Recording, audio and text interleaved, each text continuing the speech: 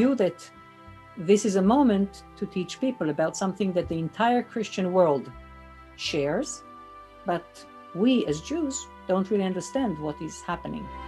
Just before midnight on Christmas, there were 1,000 people online. 2 hours later, 200 of them were still following the Mass broadcast live from Bethlehem. Leading the special online lesson is Yisca Harani, a Tel Aviv professor who has been involved in interreligious dialogue for years. Here she is in the Basilica of the Nativity while gathering useful material for her lessons, which began on the Sunday of Advent.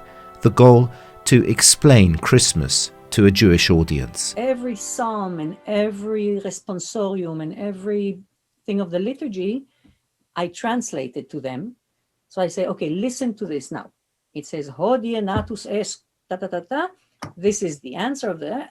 But what is a responsorium? Why is it important that people participate in the singing?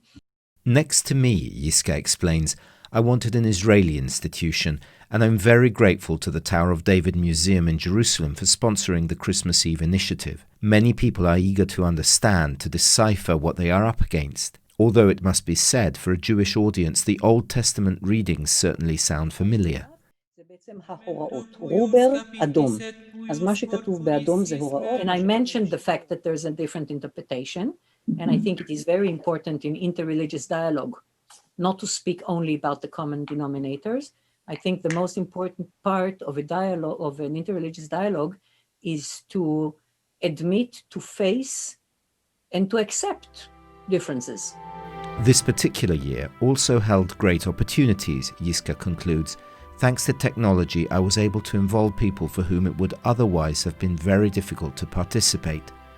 Throughout the evening, I explained that one of the most significant moments would be the conclusion of the celebration in the Grotto of the Nativity.